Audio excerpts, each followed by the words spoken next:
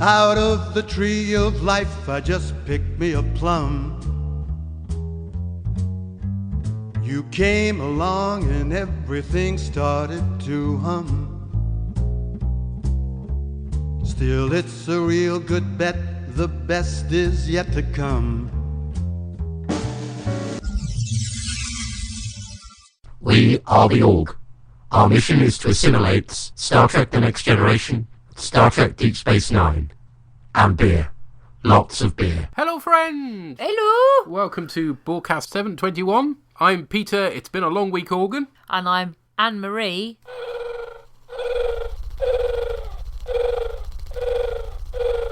Organ.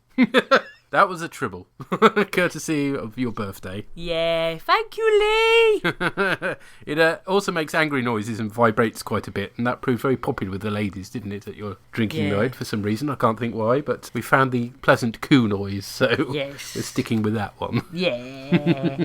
We have some news! Ooh!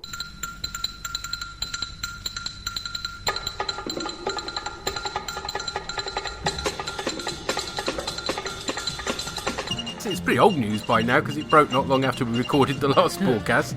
But yes, new series of Trek in 2017. Do we know when in the Trek timeline it's set? Nope. Oh. No idea. Nor do we know which universe it's set in, although we're kind of suspecting it's the crappy new one because it shares a producer with it. So I'm not holding my breath it'll be any good, but you know, I'm happy to be pleasantly surprised. Yeah, you can always watch it on the basis that you know in your own mind the real last episode is It Was All a Dream. That's how I cope with alternative universes. I mean, the bottom line is I do think Trek does lend itself more for television than it does films. It's quite hard to get a Trek film right, as you know, they discovered on both the original series and Next Generation. There were as many misses as there were hits, let's face it.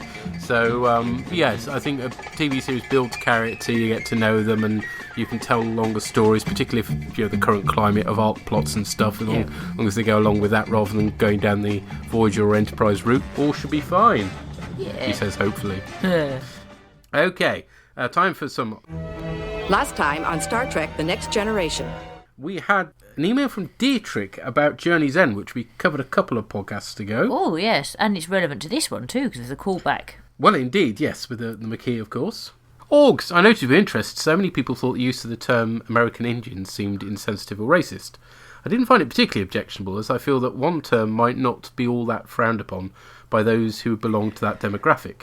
I live in a part of the US where the American Indian movement has been very active and visible and continues to be. Their website, and it's aimmovement.org, uses the term all over the place, and I didn't once find the term Native Americans. Generally, I'd say the Native Americans identify first and foremost as members of their tribe, just as the French, Polish, etc. identify primarily with their nationality rather than as Europeans. An almost interesting aspect of the Next Generation episode to me was that we had a generic or watered-down kind of Native American culture, where tribes were perhaps not all that dominant in one's identity. It seems a bit like the futuristic ideas of a European Union, global government and so on, but I assume it's just an accident resulting from generic stereotyping. Back to our current use of the term Native American. A quick look at the wiki article revealed this. During the latter half of the 20th century and the rise of the Indian rights movement, the United States government responded by proposing the use of the term Native American to recognise the primacy of indigenous peoples' tenure in the nation. But this term was not fully accepted. Other naming conventions have been proposed and used, but none are acceptable by all indigenous groups. I really enjoy the podcast and hope you will forgive me wishing the West Indies cricket team could be renamed the former colonies and present-day overseas territories of British Caribbean cricket team, but I think the former, while less accurate, is at least easier to say. Yeah, just a tad. Oh, shut up, Tribble. We're going to have to turn you off now, aren't we? It's obviously kind of sound apparatus. Yep, shut! And it's muted. That's going to get far too annoying. We thought we could have it like the Mr. Owl on the Black Dog, but we can't have him cooing all the way through. That would just be silly. No, we need to mute the Tribble. That should be a hashtag for something. What could it be a hashtag for? I don't know. But anyway, thank you for that, Dietrich. Thank you. And as always, these things are always more complicated than you initially think. Yes. But we also got hello to say, because we met Legate Brian the other day at your birthday do. Yes, we did. Yeah, so good to see you, sir. Hello. Hope we didn't scare you off. Cool. Let's get cracking on tonight's episodes, and we start with the Maquis Part 1. A band of Starfleet renegades threatens to sabotage the peace. Do you deny that the Federation is engaging in organized terrorist activities and spark an explosive conflict? They don't have a right to defend themselves? They've crossed the line. Now, Cisco must expose the engineers of this devious plan. They've managed to start their own little war out here. Or face a full-scale attack. I just know they have to be stopped. On the next Star Trek Deep Space Nine. Good trailer? Yep, not spoiler or anything. Excellent job. Yep, good. It's exciting. So you start with, as my notes say, ew, ugly ship. Now it's time to get anal about spaceships. Woohoo! Took a trip on the Gemini spacecraft. Ah, right, okay, the Bok Nor. This is the faithful old merchantman ship from Star Trek 3 that had the female Klingon on it, which then got blown up by... what's Christopher Lloyd's character's name? See, it's been too long since I've seen Star Trek 3. It's on our rewatch list. It is, it's the next one up, isn't it? So, yeah. Okay. So anyway, yeah, it's the one that gets blown up in Star Trek 3, but it's been reused throughout Next Generation, and now is being used as interesting as a Cardassian freighter. And to be honest, it doesn't look too off. It's kind of Cardassian shape. They tend to have a sort of, a long body with... I just thought it was ugly. Well, it's a freighter. It's a lorry. Yeah, but there are nicer looking freighters than that one. Mm-hmm. For a start, it was cat shit brown. Cardassian colours, I'm afraid. Yeah, no, they're not always that bad. And it looked far too much like it had been made in craft by a 10-year-old. Right, well, it's a bloody good model, actually, so... Yeah, it was just the design. I'm looking at it thinking, yeah, I could make that out of cereal boxes. Or... Don't think you could, little miss, glue her fingers together trying to assemble models today. Yeah, no, that's just super glue. I'm all right with PVA, it washes off. There was, how can I put it? Nothing, there was no embellishment. No, again, freighter. Just because it's a freighter doesn't mean it has to be fugly. Well, generally, yeah, they're going to be. They're not supposed to be things of beauty. If it's a spaceship, it should be lovely. No, I don't think so. It should be nice. No. Or it should have interesting, flashy things on and a machine that goes ping or something. Who knows? Maybe it's got one inside. But anyway. There's nothing on it. It just looks like badly painted with cat shit thing. I did not like it at all. It was ugly and horrible, and I know it's a freighter, but I've seen better freighters. The Iridian freighter for a start. The Iridian freighter is unusually quite, and originally that was a Iridian battleship, so it wasn't, that model wasn't, when it was originally being used as a freighter, interestingly. They just reused the model, but... I'm sure, I don't know whether we already have seen them or we're going to see them, but I'm sure we either have or get to see other freighters. Yeah, we'll certainly get a reoccurring one a bit later on. Yeah, and I don't find any of them as ugly as this. Okay. What they have done very lazily is when you see it docked with Deep Space Nine and there are Cardassians going inside it, it's quite blatantly a runabout painted brown. It's like, oh, come on. You could try harder than that. Yeah. Anyway, after ew ugly ship, there's a Cardassian in an airlock, and he goes into the ship, and then there's a Starfleet engineer, and he follows, and he fiddles with the panel. And then you've got Dax and Kira totally failing the Bechdel test, talking about dating. Yes. Whilst at the same time doing, like, technical stuff, freighters looking for permission to depart, make sure it avoids the Bolian and whatever. They're talking about Dax dating the Captain Baudet. Yes. Who we will hear more about later on. He has a transparent skull. Yes. And possibly for that reason you never get to see him, sadly. Yeah. And then you have Dax talking about how she's open-minded, and Kira's like, I've only got one lifetime, I've got to be picky. And then you get the line, I'm not the one dating Ferengis. Yeah. Ferengi is the plural of Ferengi, for a start. She's being racist here, so... She is. Yeah. But then none of them like the Ferengi, do they? Well, Dax does. No, but she's unusual. Yeah. If I had a choice between going out with a Ferengi and someone with a transparent skull, I'm definitely going to choose the Ferengi. Okay. I suppose it depends what the rest of the body looks like. I would just find... I'm afraid that a transparent skull just makes me think of the poem Cousin Leslie's See-Through Stomach. And I know it's the skull that's transparent and not the stomach, but Yeah, I don't want... Just get him to wear a hat. Anyway. Oh, well, we're in the season of hats. We are in the season of hats. More of that later. Yeah. See, I think Ferengi would be fun to go out on a night with, wouldn't they? I think they would, providing you made sure they paid for some of the drinks, yeah. Yeah, provided you were careful and either went out with no money on you, so they can't scam you for anything, or were very careful about how you paid for things and keep to run. But, wouldn't they be a laugh? Probably. I think. Yes. Yeah. Providing you accepted the fact that they were probably going to fill your arse. But that's all right, because you can fill their ears, or grab them if need be, and inflict pain. Gives you something to hang on to. So anyway, as part of this conversation, you get... that's both about dating and sort of the technical stuff. You get releasing docking clamps, and then the Cardassian freighter does explode. It does a big bang. And that's your teaser. It's a bloody good teaser. Ship exploding. Yeah. What I found interesting was that it exploded and didn't damage the station. How and why? Yeah, and it was very close as well. So you'd expected some fallout from that. And you've got bits of ship flying all over the place, but strangely DS9 seems unaffected. Well, there we are.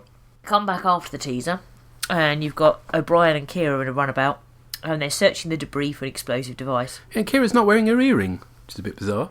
I think this is the only time we see her without it. Wardrobe malfunction. You get another one of those later. We do, yes.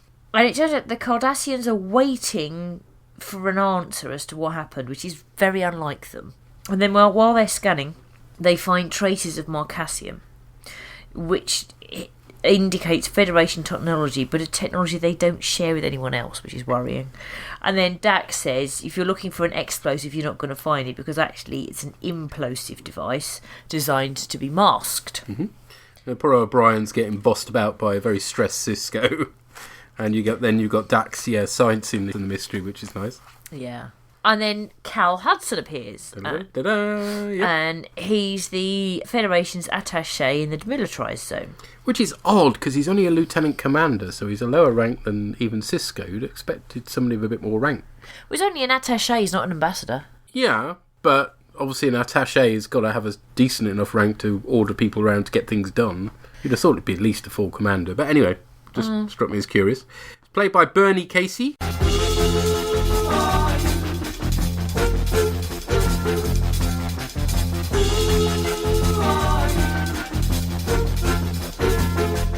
Who appeared in the show because he wanted to work with Avery Brooks, apparently. All right. Recognise him from anything? Seem familiar? Yeah, but you know me. Okay.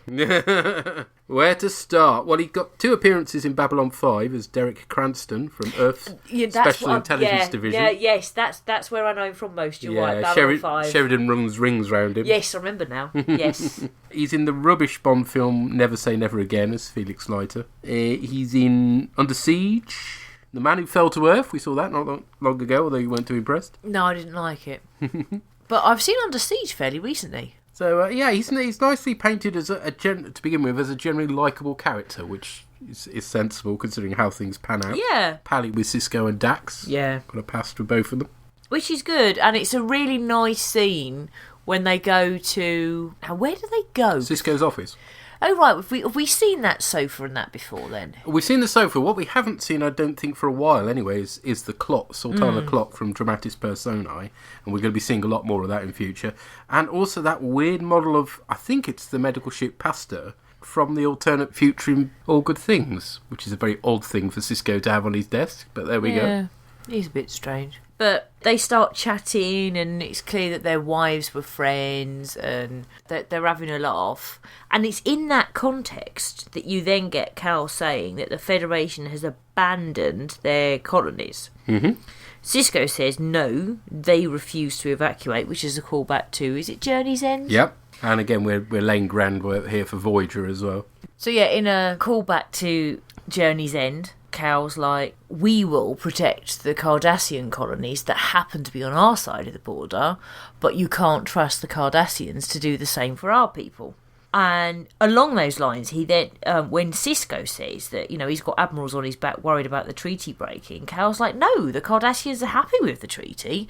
If there's going to be problems anywhere, it is going to be along the Bajoran border. So then you have a Vulcan and a bloke. Yeah, she's Sakona. Yeah, we find out about her later, but this bloke, I don't know whether he is familiar, or he's supposed to remind me of someone, or what? No, not particularly. I don't think William Patrick Samuels. I don't think I did a check and I didn't see that he'd been in anything particular. Okay. Might be reminding me of someone then. I'll have to come back to that one. But anyway, the Vulcan says, because at this stage you don't know her name, quarters have been arranged, keep a low profile until the ship arrives. And then you find out that her name's Sakona because she approaches Quark, who's counting his latinum. She has a business proposition. Originally she was going to have a lot more revealing outfit. Was she? Yeah, but Rick Berman nixed that. A boo! Why a boo? If she's a Vulcan, why would she? I maybe that was the logic he used, but it was kind of the idea was that she was supposed to be distracting Quark with her looks, basically, which she did perfectly well, admittedly, with the outfit she had. But because also she would have stood out. She's supposed to be undercover. If she's a Vulcan in a revealing outfit, that's effectively a Vulcan on Pomfar. That's going to stand out. I guess so. However much you might like to see her boobies. Also, if you were going to do that for a Vulcan on Pomfar who's female, then I want to see crotchless panties for a Vulcan male on Pomfar. There needs to be equivalency. Yes, it does. Right. She's a good actress anyway. I enjoy her performance. She is. Because, I mean, Vulcans can quite often come across as quite boring. Yeah. But she does a good job of bringing a bit of character without it seen on Vulcan. Yeah. So Quark offers Vulcan port, and initially she's sort of, why would I want this, whatever. And then I love the way that, I mean, it must be a Ferengi thing, but Quark is obviously very good at this. He sort of talks about, how you do business over dinner. And then he's like, so will your tummy be hungry at about 8 o'clock? He's yes. like, and I like the way he works around. Yeah, he does, and he adapts. He's good. Yeah. I like it. So then you cut to a woman with an improbable hat. It's season 2, everybody. Yeah, she's one of the Palear-Zell natives, last seen in Next Generation's The Host. They were the ones that were involved in a civil war that Odan was trying to bring to a peaceful end. Yeah. But obviously, it's a nice bit of continuity to see them again, but obviously they're doing it to save money on masks, basically. Yeah. And she drops a bag, and so the bloke who I thought I ought to recognise from somewhere, possibly because of the way he looked... Anyway, he sort of bends down to help her, and he's hypoed and dragged off. Then you have Dukat with Sisko in Sisko's quarters, which he has broken into. Somehow, yes, he just appears ninja-like in Sisko's quarters, which doesn't say much about security, does it? But he does point out, of course, he did used to be in charge of the station, so if anybody's going to know the workarounds, it's going to be him. Even so, Odo is due a drubbing. And Sisko's like, where's my son? Kira, where is my son? Which is, understandable. Dukat's like, why do you think I would do something with your son? And it's like, well, because you're you. And Dukat says that the Central Command didn't send him. They don't even know he's there. Officially, he's there, quite unofficially. And he's there to help Sisko see who's responsible. And Sisko's like, well, who is responsible? And Dukat's like, you are. And when he says you are, he doesn't mean Sisko, he means the Federation. And I love his phrase, morally superior human beings. Except he doesn't pronounce the G. Which takes me to a Community place, because he talks about morally superior human beings. So then you have Dukat and Sisko in a runabout to the DMZ. Yeah. Now, there's masses of stuff I could quote here, but just the whole lot is really rich dialogue and interplay between the two characters. The stuff about Sisko's turned off all the panels in front of Dukat, which surely can't make that much. He's right next to Sisko, he can see his panels, but and then Dukat points out actually he knew all about the runabout before he even stepped on it. Yeah. So. I can't help but notice that my controls are not illuminated. Isn't it customary for both seats to be turned on so that I may pilot the craft in the event of an emergency? If there's an emergency, I guess you're out of luck. Yeah, talking about the Cardassian education system. Oh, yeah. Dukat sounds like a Tory education minister, doesn't he? He does. I've heard they put Cardassian children in intense mind training programs when they're 4 years old. Is that true?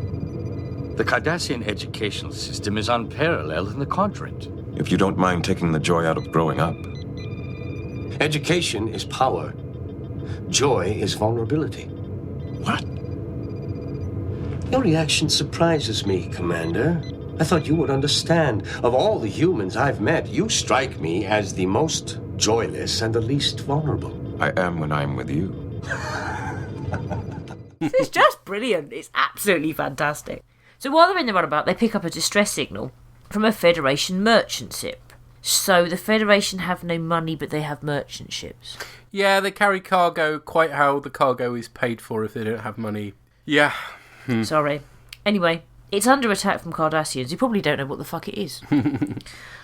And so Dukat leans over, presses all the buttons. He knows what everything does, and he threatens the Cardassians. And he's basically about to shoot them when another Federation ship appears, but it isn't a Starfleet ship. It's some sort of retrofitted ship. And both the Cardassian ships and the Federation ships are armed with things they shouldn't be armed with.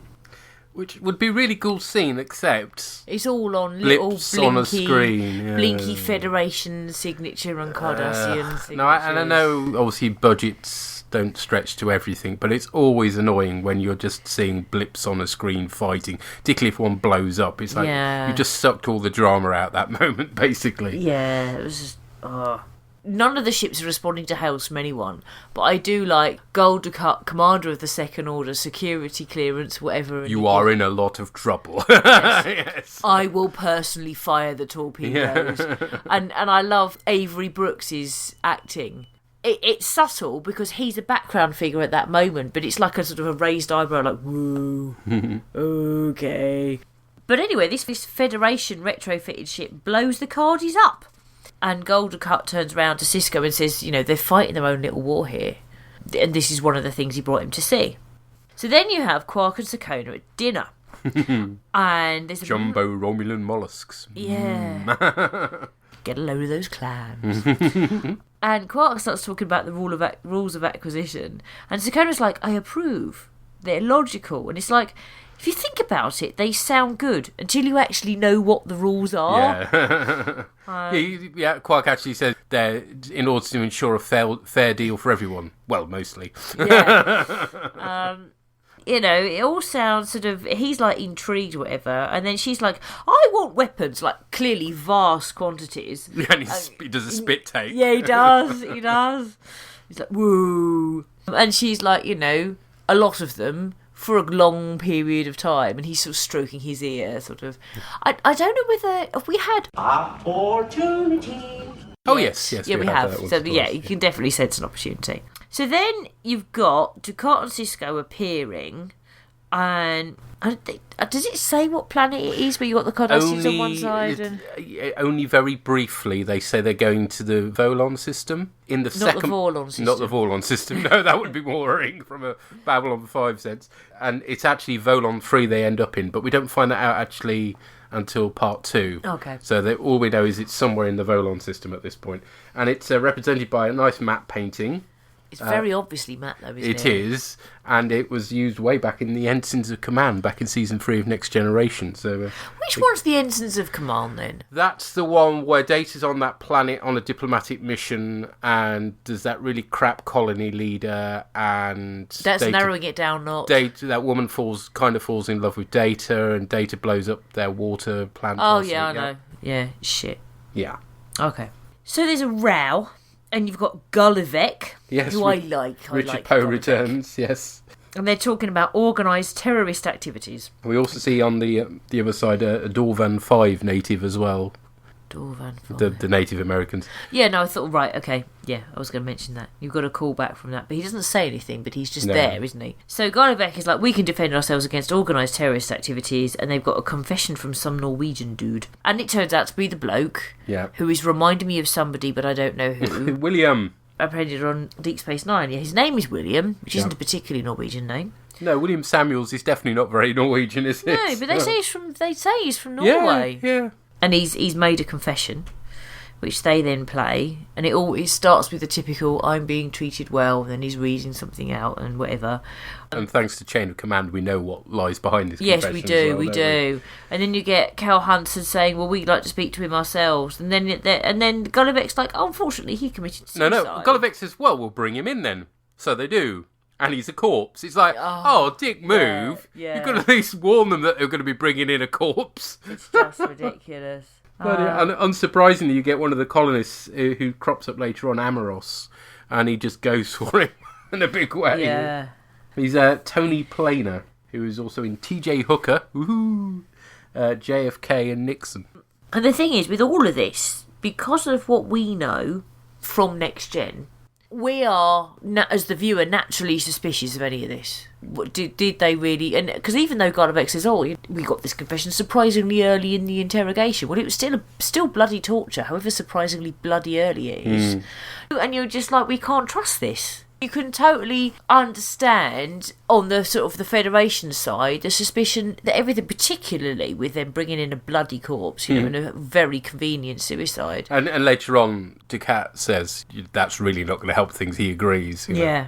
And then because of that suicide, in inverted commas, there's a punch-up. And then you have Cal saying that the Federation colonists are being forced out. They're being routinely beaten up. And the High Commander arming Cardassian citizens. Again, bearing in mind what we know with the Cardassians, none of this is unbelievable in any way. And then Cisco mentions, now this is where I need your help, because I don't know the episode name. But he talks about the fact that on Deep Space Nine, they found that through the Uridians, it was that three-parter.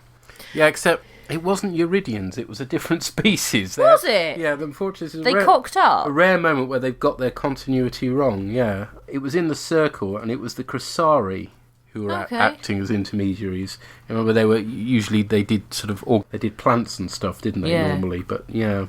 But I suppose there could be an incident with the Uridians that we just haven't heard about.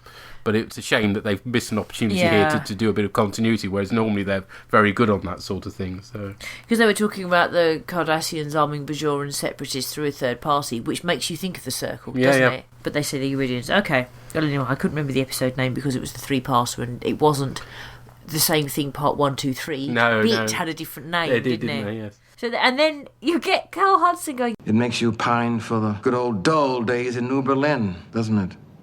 Sausage and beer all around. And everyone's idea of a good time was the Mazurka Festival. Gretchen and Jennifer had a ball there together, didn't they? I'll never forget the sight of you in those lederhosen. I still have the hat.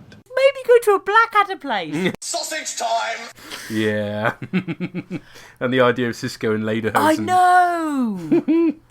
And he says he still has the hat. Again, it's a nice exchange. It's making it clear these guys are pals. Yeah. Which gives some weight to what happens later on. Yeah. And so Cisco says, is there something larger going on? And Cal, to give him his due, he says he doesn't know if the guy is guilty or not. He says, we know what the Cardassians like, but maybe he did do it. He said at the end of the day, though, the Federation has left the colonists no choice.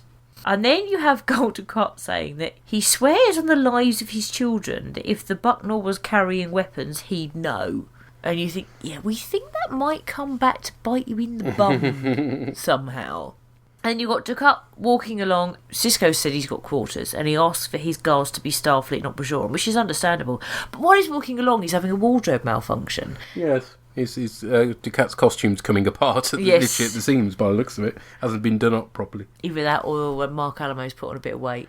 Yeah, unlikely. But he's so skinny, I know. I don't think it's very likely. And then you have O'Brien saying, well, I've got news you won't like it. He confirms it's a Federation device, but Cisco already knows all of this. And then you've got Kira coming in to Cisco's office, and her sympathies are clearly with the colonists. Sir, are we facing the prospect of war here? Not if I can help it. But that's what the colonists are after. I don't think they know what they're after, Major. I just know they have to be stopped. And it's Starfleet's job to stop them. Sir, I know this is none of my business. But you're going to give me your opinion anyway. I don't know what the Cardassians told you. They played a confession of the man who planted the bomb. A man they most likely tortured to death. And you don't think you might be playing into their hands? I've got people out there killing people, Major. You suggest I turn a blind eye to that? But they don't have a right to defend themselves? They've crossed the line. If Starfleet is unwilling to defend their people... They chose to live with the Cardassians. Well, I didn't. But I lived with them for 26 years before the liberation came. Every Bajoran lived with them in constant fear. I know what those colonists are going through.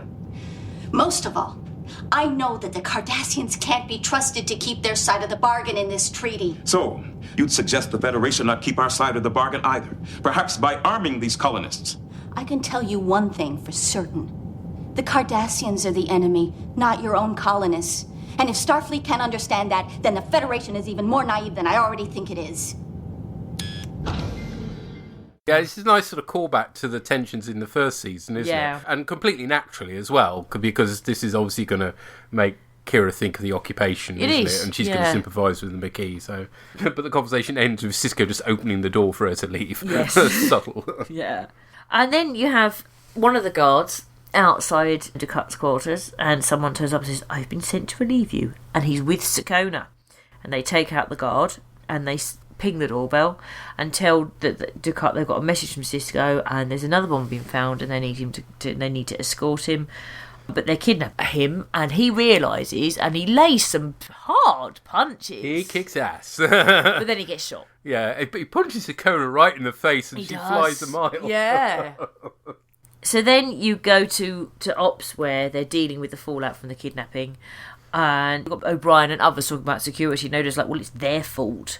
And they're like, I thought you was in charge of security. And he's like, yeah, but the Federation ties my hands. Give me this, give me that. Then you'll have a secure station. And Kira's, yeah, like under the occupation. And Odo's, say what you will, it was safer then. And you can see that Kira is not happy. Odo's fascist tendencies coming out now. Yeah.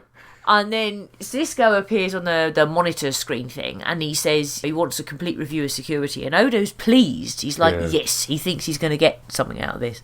Strikes me, it reminded me, all of this, of all the horrible things that got introduced in this country, in the UK, in the wake of 9/11 in the US. Yep. Really not nice. And it an excuse for those who find things like democracy, free speech, freedom of movement, and human rights an inconvenience. Anyway, that's where my brain took me on that one. So 2 ships have left since the kidnapping. One went through the wormhole, and because of everything to do with the conflict in the demilitarised zone, they don't think that's the likely one. So they've got a Galador ship, so they're checking it, and supposedly it was going to. Is it Valerius Prime? I didn't quite catch the name. Galerius Prime or something like that. Something like that. And it was on that flight path when it left. But when they check the registry, it's forged. So Sisko says, signal to Cal to inform him. And then, just as Sisko's leaving to go and try and find this ship, they get a communique that says that a group calling themselves the Maquis have taken credit for Ducat's kidnapping. They've put a, I don't know what they call it. Is it a general call out? I'm not quite sure how or a general hail. They've basically sent a message out to anyone and everyone listening, a bit like a distress beacon, but it is, if anybody sees this ship, let us know. Mm-hmm. And a Klingon freighter has ID'd it. They've put the warp signature out there and has ID'd it. So they're heading off in that direction through the Badlands. And that, I'm sure that comes back a lot, mentions the Badlands. Both in Deep Space Nine and Voyager, yes. Yeah. And they're called that because of all the storms in the area, but it makes it an ideal place to hide.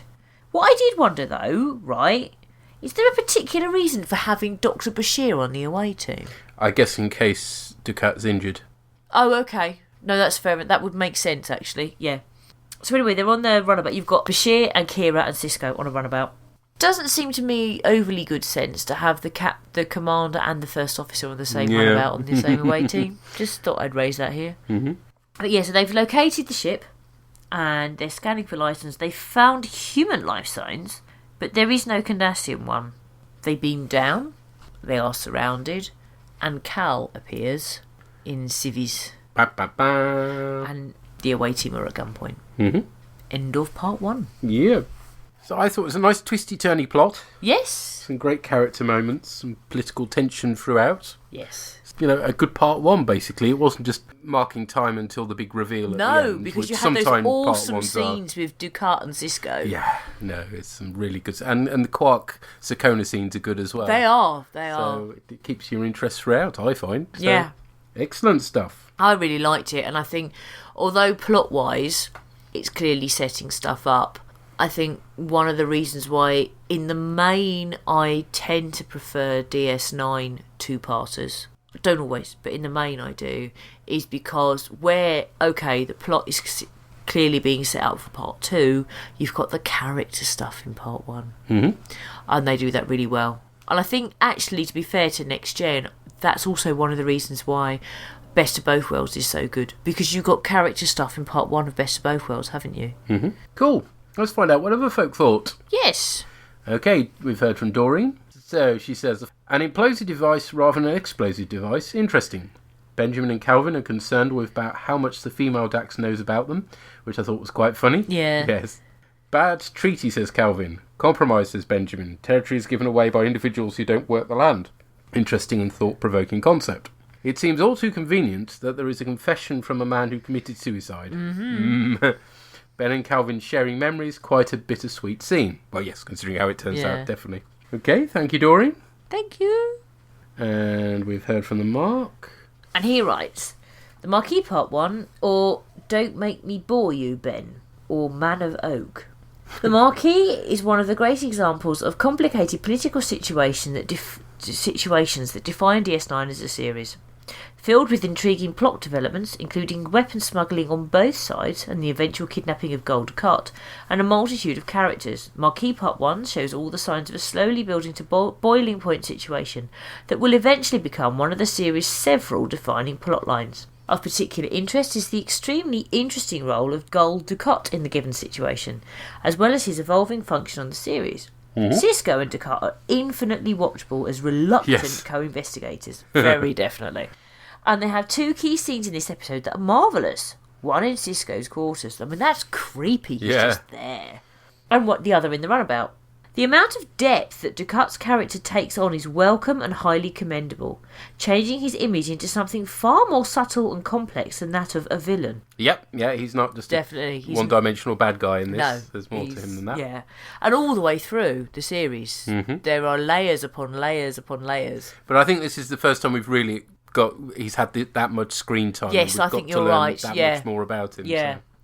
And the Mark says, Mark Alamo's performance is multifaceted, revealing unexpected low-key humour and then turning on a dime to exhibit a menacing persona. And we have a great heated argument between Kira and Sisko regarding the Federation colonists' decision to resort to such violent terrorism. Unfortunately, the Maquis just don't work. Bernie Casey's super wooden performance misses the mark and somewhat mars some important and otherwise powerful dialogue scenes of exposition. I didn't find him particularly wooden. I didn't either. But he says, but Bernie Casey is so bad that a friend of mine flicks over to a dub version of him with a bit more passion. See, I don't find him wooden. I find, bearing in mind we know what happens in part 2, I find him downplaying. Yeah, it's a slightly mannered performance. But I think that's the character being mannered in that situation. And the whole, New Berlin scene. Sausage time! Exactly. I wouldn't call that wooden. No. Well. No. Oh, dear. Really? Really? You said it. This podcast might be called Sausage Time at this rate. Quite possibly. Oh, my life. I think we can get away with that because it's double entendre, isn't it? It is, yes. Sorry, I've totally lost my place of all this talk of wooden and sausage. Sorry. And the Mark continues. And it all plays off Sisko. For me, this is the episode where Avery Brooks really seemed to get comfortable in his role as Sisko. I found his performance early on in the series to be uncomfortable to grating, especially in Season 1. It started getting better about 6 or 7 episodes into Season 2, but he's really hitting his stride here. Why were the Maquis referred to as Federation citizens? The setup/prelude in Journey's End established that group of colonists did give up Federation citizenship and claims to the Federation's help or protection, so I don't see why the Cardassians would have accepted others saying without those renunciations. That's a good point, actually. Yep, no, that doesn't quite tie together, that bit, yeah. As is the problem with nearly all Maquis-oriented episodes in all 3 series which dealt with them, the fact that the Maquis are childish, self-centred warmongers is never brought up, but always circumvented into some other irrelevant issue, such as Hudson's loyalty to Starfleet. Hello? Space is vast. Why settle in a war zone when you have a vast quadrant to choose from? Because he does make the point they've worked on this land. Yes, it's the links to the land. It's what they've invested. It's not just the Dorvan natives who obviously have a spiritual connection with their land. It's the fact that that the guy, the William guy who plants the bomb at the beginning, he's a farmer. He's invested hard work into the land. It's not necessarily a spiritual connection for him. So that's why they're fighting so furiously over the land. Let's face it, they didn't volunteer to give up. It was taken from them. So it all comes from the Federation being arseholes, basically. Yeah. So you have a certain degree of sympathy. I think they do come up across as extreme, but they're bound to be. So yeah. The mark continues. Yes, the Cardassians are oppressive, frightening, and fascistic, which is why it's a bad idea to live in Cardassian space. So move. Yeah. It's certainly wrong of the Cardassians to arm their people to bully and kill the colonists out. And I agree that ex-Federation citizens who live on these planets in the DMZ have a right to defend themselves, in the sense of they have a right not to be shot at by Cardassians. However, the right to defend themselves always comes up as a way of dodging the fact that the central inciting act of this episode was the destruction of the Boknor with all hands. I would be interested to see, if the show was remade today, what the Maquis would be like. Marquida? Or Maquis? Yes. Thanks, Mark. Thank you. We've also had MP3 feedback from Purry. Hello, Orgs. Purry here to talk about the Maquis Part 1. Nah, I'm kidding. It's the Maquis. We all know it's the Maquis. But I do still see Maquis whenever I see it. And indeed, this is actually quite a significant episode. For starters, I do like the way it trails on from the rather lackluster Wesley episode that we had. Basically, this is Picard's bright idea come to fruition. And it's not worked. The Cardassians are essentially, arming up and beginning to attack the Federation colonists who have remained on the Cardassian side of the DMZ, as we all expected would happen, and as many of you predicted. And I like the fact that we got this consequence. It wasn't all fluffy and light. At the end of that episode, whose name I can't remember, it looked like we were leaving things, oh look, it's all happy, and everyone's kind of agreed to live together. No, as it turns out, that's not going to happen. We get a terrorist attack at the start, done by what appears to initially be, and I initially thought, God, is that a Starfleet officer? But he's not. He was just wearing a Starfleet uniform. I did have one gripe about that explosion. Well, it was quite neat to get all that debris floating about, and indeed I really liked the way that we see ops working essentially like air traffic control. Just something that I quite liked was, this is actually probably the day-to-day running of ops. As we saw this a lot more in Babylon 5, actually, where you saw them guiding ships in to dock and giving departure angles. In this one, my only thought, and indeed when the ship explodes, Kira says, oh, we've got and she gives us like a 3-letter initial. It does seem like there's an accident protocol. My one thing, wouldn't the debris cloud have damaged the station in some way? I mean, I'm guessing the Maquis would have designed the bomb not to, but it just wasn't quite clear why it didn't. Cal Hudson, I think I'd have liked to have seen him in a few more episodes beforehand, or at least heard his name mentioned. I like the idea that but then I suppose he's newly in as a representative to these colonies after the treaty, so I'm not sure if it's meant to be that he's been there for a while. I certainly got the impression he had been, and it would have been nice to hear his name mentioned, but still, it's nice to hear some pushback on the treaty as well. Some people really don't like it, obviously, in particular a Starfleet officer being unhappy. Now, admittedly, he's kind of gone native, but the chats between him and Sisko were quite good. Now, similarly, when we're tracking down the Maquis, Ducat really got some time to shine. It's good to see Ducat fleshed out more. Obviously, those of us who know him in the series know that he gets a decent character arc. I don't think that's spoilery to say so, but we're beginning to get more background to this character who was initially basically a throwaway baddie in the pilot, and it's nice we've seen him in a couple of episodes, but it's really good to see him coming in here and frankly owning. His interactions with Sisko are really interesting because there are similarities there. I'd almost put him as a kind of dark side of Sisko. This is what Sisko would look like if he wasn't in the Federation. We also have some nice stuff with Quark doing some gun running. The fact that he's not gone fluffy yet, he isn't sort of a lovable rogue, he is still running guns, which is a fairly major thing, but mainly because he fancies the Vulcan. What I liked was he was actually seeming to get somewhere with her, for all that he kind of lured her into dinner.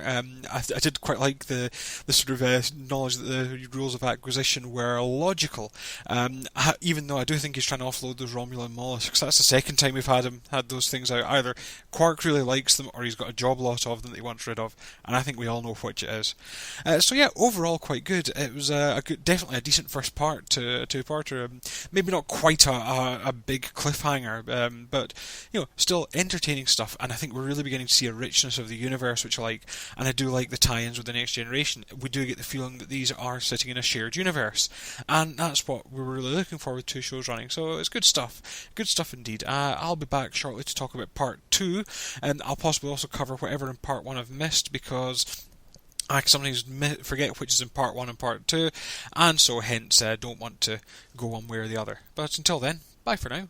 Thank you, sir. Thank you. Yeah, we're very much dealing with the fallout from Journey's End here, aren't we? Which is good. Yeah. He also thought it was odd the station wasn't damaged. Yeah. And Cal Hudson is sort of a Mitchell of the Week-ish. He manages to be in 2 parts at least. Yeah, but, you know... But he doesn't die, so he can't be a Mitchell. But, but it would have been nice to have a reference to him. No, if it had either been mentioned before, that would have been good, because clearly he and Sisko are long-standing pals. Yeah. So, that would have been better to have worked in earlier, but there we go. I like the idea of Dukat as the dark side of Sisko. Mm-hmm. And what Sisko would be like without the Federation as his conscience. And, Quark kind of is initially shocked to be talked into gun running, but as we find out, he's quite happy to do it, as it turns out, because they're paying good money. So, clearly he's not had the edges knocked off him yet, has he? No. Right, Druid Tracy. So this is our feedback for Maquis Part 1. This was a good opening episode to a 2-parter. Possibly. I found it very talky and a bit drawn out. I quite like this. It was good. It was a good episode where you always know there's a good episode coming when there's the Cardassians are in it, because you know it's going to get Sisko's blood boiling and it's just going to be like a right temper episode, and I really liked that. It was good when Dukat was in his quarters, wasn't it? And immediately he's like looking for Jake. Isn't it like breaking and entering? Yeah, and like Deep Space Nine, he should have just called like Odo and said, "Get the fuck out of here! You're breaking into my house." So we did laugh at Quark. We do love Quark, don't we? No, he's excellent. But he is incorrigible, flirting with a Vulcan. That was just so funny. But I did love that line. He says, "How does 8 sound for your tummy?" You know, I'm gonna have to nick that one because that's just very smooth. You know, Captain Cal. You can tell he's a baddie, can't you? But is he going to be a baddie? Well, you can tell it. He's bad-mouthing the Federation all the way through it. And at the end, it's not a surprise that you're in with, like, the Maquis. Is it? Yeah, but are they like the Resistance or something? Yeah, they're like Resistance. Yeah, the Maquis Resistance. Yeah. It wasn't a surprise, was it? Because he'd been bad-mouthing them off all the time. Yeah. I thought it was a surprise, but that's nothing new for me, to be fair. Okay, fair enough. Well, anyway, should we see what's going to happen in episode 2? Yes, I'm looking forward to the next one. Okay. Let's leave it there then. All right then. See you later. Bye. Bye. Bye. I can't remember the first time I saw it, whether it was a surprise that Cal turned out to be a Maquis dude. It's been too long, and this is one we've rewatched a few times over, so I've, it wasn't ever going to sort of skip my mind that he was. So, see, I was surprised, but then I'm gullible. All right, okay. So, it doesn't necessarily... Look, a tortoise! I didn't, because I learned. But seriously, I was the one where if somebody said, look, an upside-down flying pigeon, I would look. Yeah.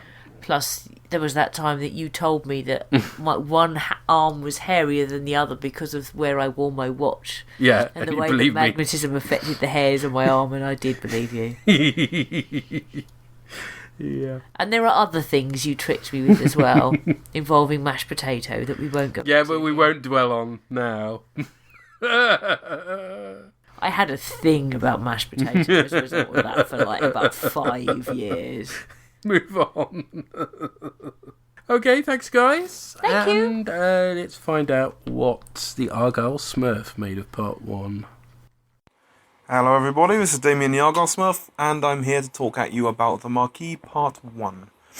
And yeah, I think this is where we actually start to kick on a bit with DS9, and we start to get into proper storylines, things that have been set up many episodes ago being paid off, and I like that. I've always liked that sort of storytelling, and, it's good, it's about time. I'm not going to say anything inflammatory about people peering over the fence at what Babylon 5 were doing, but hey, there it is, I'm not going to do that.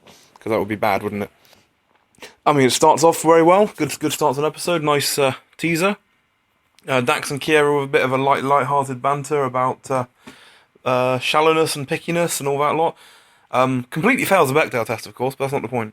I just want to see the man with the transparent skull. I'd love to see that. I realise that makeup-wise, that was probably quite tough to do in the mid-90s, but yeah, I definitely want to see that.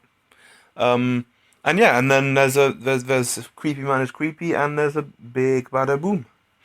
And again, that's how a teaser should be, really, isn't it? Something went bang, there's no survivors. Roll credits. And I do like, so many times you get the explosion, and the explosion is just a fireball, and then they take the model away mid-shot. So, there's just an explosion fades away. But they cut back to it and show the bits of shrapnel floating about, and I like that. That's a nice little touch. It's a quarter of a... It's a second, 2 seconds of watching shrapnel float about, but it really adds something for me personally. And then, so we get our guest star, Hudson, who turns up, and I think he has special guest star syndrome. Unfortunately, he's a bit too well known for me. I mean, again, he's a great actor. He's appeared in a lot of things and done very well in all of them. But again, it's the same as when Frank Langella turns up. You look at him and go, "Ooh, he's important," before he's even opened his mouth. And his opening sort of diatribe is, I think that's the wrong word. Oh well, is just a bit too exposition-y for me. The fact that he's unhappy with what he's doing and with what's happening in the demilitarized zone is something that you could reveal slowly over the episode, rather than throwing it all out there in his, inside 2 minutes of his appearance. And especially since you've got the 2 parts, it didn't need to be done for me. It was a little bit heavy-handed. But yeah, I mean, like I say, I'm just nitpicking. I mean, it's still good shit. No nitpick. Why are he and Cisco both commanders, I think? Why are they the 2 ranking officers on the Cardassian border? Is there nobody else? There is no other outpost, no other ship or anything with a captain on board? That seems a bit surprising to me. And then we get Dukat. Woo! Everyone loves Dukat. I've missed Dukat. I never realised how little he's in the beginning of DS9, but he's back.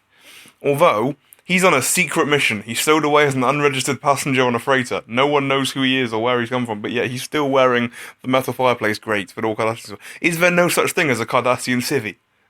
Do they never just put on a jumpsuit? Everyone else in the Star Trek world wears jumpsuits. Why don't a Cardassian ever wear a jumpsuit? But and he's good, quick-witted, funny, as he always is. Mark Alamo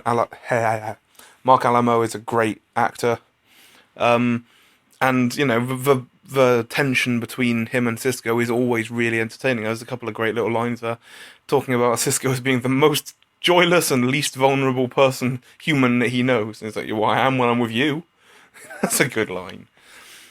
Again, another nitpick. The battle involving the freighters that they eavesdrop on from the runabout is done death by tactical display. Bit annoying, but you'll let it off in this case because the budget is clearly being spent on things that matter. So I'll give it a pass this time. Dukat has 7 children. 7. Were they eggs? Is that how it works with Cardassians? If they're lizards, are they eggs? That's awesome. Quark is described by the moderately attractive Vulcan as intriguing, and his hand immediately shoots for his ear. Get your hand away from that ear, you dirty little boy. That's just not right. And then one other thing, Dukat, when he's getting captured, alright, the storyline needs him to be captured, fair enough, but the actual scene where he tries to escape capture, he lays out the one right behind him, he lays out the woman, and then he very slowly runs away from 2 or 3 other clearly armed people. That doesn't seem tactically a good idea. Surely at that point what he needs to be doing is continuing the hand-to-hand combat at close quarters so they can't get a clean shot at him. But, anyway. Apart from that, great part 1. I'm looking forward to playing part 2, which I'm going to do immediately. So, I will speak to you in an hour or so. It's weird feeding back to watching the same episode. I am very sorry you have to put up with my voice. But there it is. I'll speak to you in a little bit. Toodle pip. Bye. Yep, it's good to see that sort of shrapnel floating in space. Yes, definitely. That was excellent, and it did make for a good teaser, having a big bang. Yeah. Glad it wasn't just me who thought Cal was underranked. Yeah, well, it's not just that Cal being underranked. I didn't find him underranked as an attaché necessarily, but you're right when you say about they're the ranking officers in the region. That's underranked. Yeah, it's odd, isn't it? The idea that Cal, as somebody comparatively junior, could have been deployed from a ship in the area, that would make sense. But he is underranked if there ain't anybody else around. Yep. You're right. Ducat's ninja abilities, considering what he's wearing, are immense. But it has to be said, you will see him later on in civvies, and he don't look good. Doesn't look right at all if he's not wearing his uniform. So yeah. See, maybe that's why he had the wardrobe malfunction. Maybe because he's been sneaking around everywhere and got damaged. I don't know. Some sort of Jedi robe would have been a good move over the top of them at the very least, wouldn't it? Yeah, but you're right. I mean, how is he in a secret mission incognito in uniform? That doesn't work, does it, really? And Quark with the hand to the ear. It's not the first time he's done that either. No, but he's like, how woo. Splendid stuff. So I think everybody enjoyed part one. That's interesting, isn't it? Ooh, okay. Well, we'll find out. There's at least one person who's fed back on both parts, so we'll be hearing more feedback for part 2. But we're off to watch that now. Yes. On the brink of war. The situation in the demilitarized zone is deteriorating rapidly. With nowhere else to turn. Put down your weapons. Shoot them! As ally becomes enemy. We're in a war here, and I intend to win it. You'll have to get through me first. Sometimes the only solution... Will you help me stop the Maquis? You have a deal. ...is to join the other side on the next Star Trek Deep Space Nine. So, Cal hands Sisko his uniform. It was feeling too tight, apparently. Should have gone to see Garak. And this is all set in a very nice jungle set. In the jungle, the mighty jungle, the lion sleeps tonight. Okay. First tune of the night, so fair enough.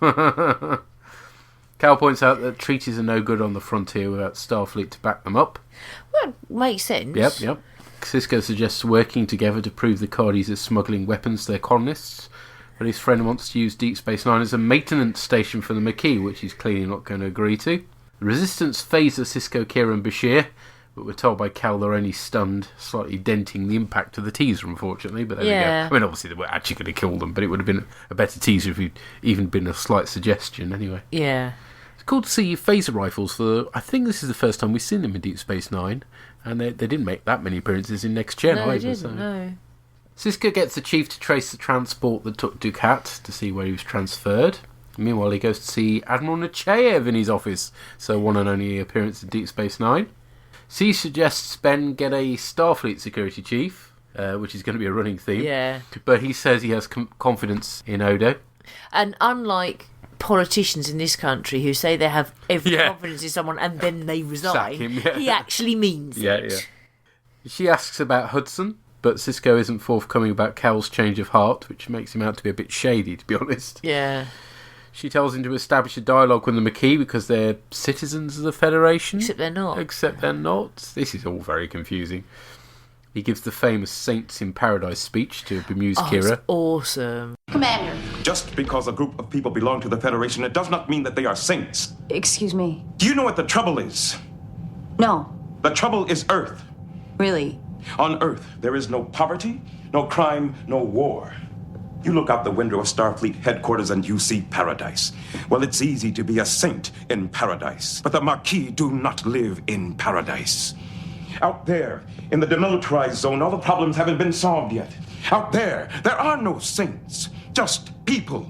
Angry, scared, determined people who are going to do whatever it takes to survive, whether it meets with the Federation approval or not. Makes sense to me. It is a brilliant speech. Because it is easy to be a saint in paradise. This is Ira Stephen Bear writing, by the way, and he's laying some track for later on. Well, that's what I was going to say, is that, the idea that it's easy to be a saint in paradise, I mean, I can think of episodes, they're either later on this season or early next season, where that's really going to play out. Mm. Odo hails to say he's caught one of the Vulcan's accomplices. It's Quark! Yeah. He claims his only interest in Sakona was love, and that Vulcans appreciate good ears. Oh, I like that. Then he has to claim that he was led astray by her feminine wiles before admitting to being a weapons supplier. Yeah, I know. Odo asks how long he should hold Quark for. Forever is the answer from Sisko. I love that. And I love Odo's response. Yeah, a rare Odo smile. Yeah. The commander next has to meet with Legate Parn. Did you recognise him? Yes, but I couldn't tell you where from. Come on, tell me who are you? Cause I really wanna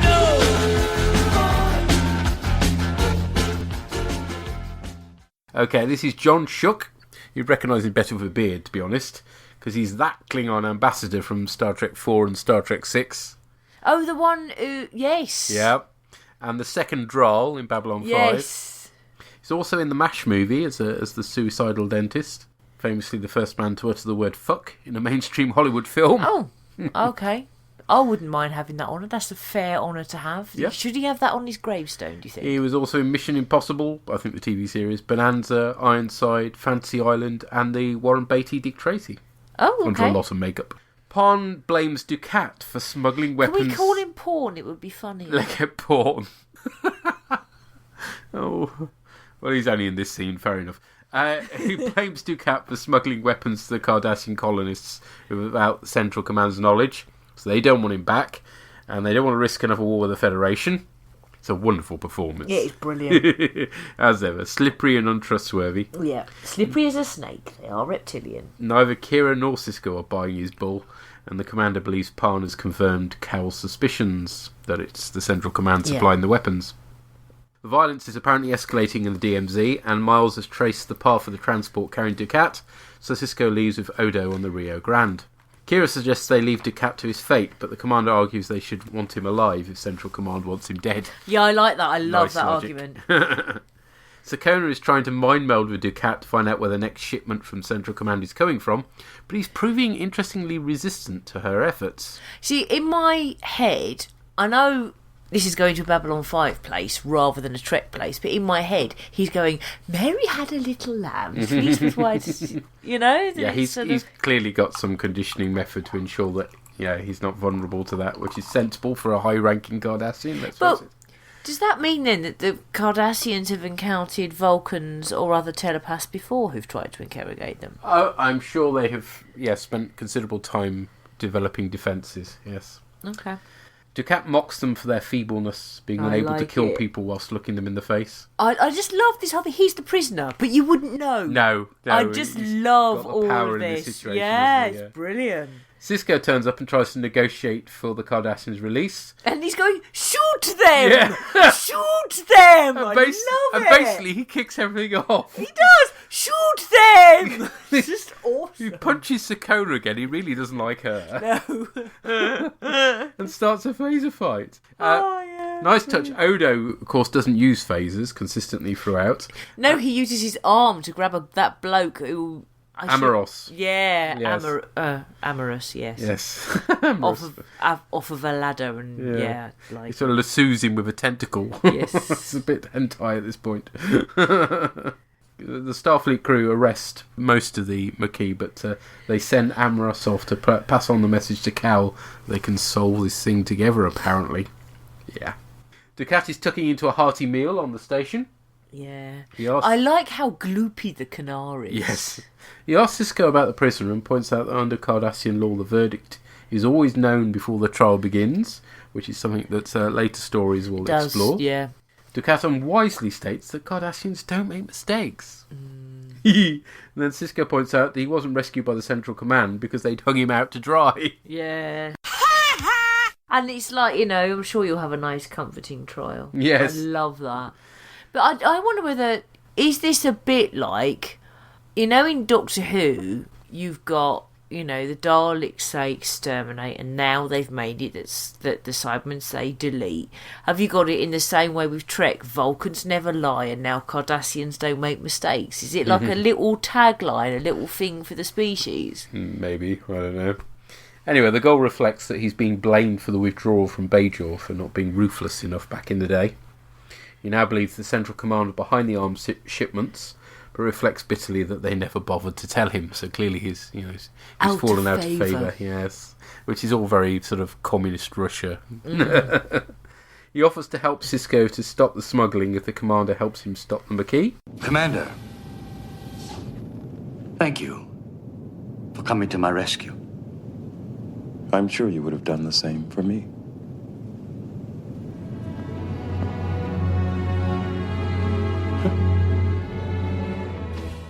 That little laugh is a great choice by Brooks. That's brilliant. Yeah, I'm sure you'd have done the same for me. No, probably not. Right. Odo has a list of the weapons that Sakona brought from Quark, which is a serious amount of firepower. You can't get any information out of her, though, because all Vulcans are not easy to interrogate. Ducat offers to try, but his offer is rejected quite firmly. He suggests the Cardis are using the Zeppelites as go-between. So this is the third species that's been used as couriers. Blimey, Charlie. Yeah. But no, he said, I like it. He says the interesting thing is the Zeppelites have never been caught. Yes. We get to see a Zeppelite freighter, which is a reuse of the Wadi starship from Move Along Home. Still a lot better than the cat ship brown thing we saw. So he's another example they're passing it off by turning on its back, which is quite a common ploy. It's still a better looking freighter than the one that blew up. Mm-hmm. I mean, I know we're supposed to really feel don't sad. understand your problems, but anyway, let's move on. Okay, sorry. They're not answering hails from the runabouts, raising shields, and Ducat suggests destroying the bridge and tractoring the remains home. So the runabout fires a warning shot. They're held by somebody called Drofo Awa. Did you recognise this guy? No.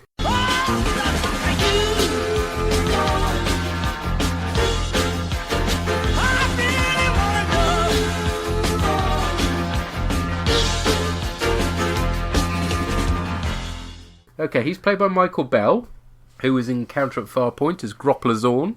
Right. I mean, he's under a lot of makeup here, but it's his voice that's kind of distinctive. And he had a small Bajoran role in The Homecoming as the dude that helped Lee Nallis escape.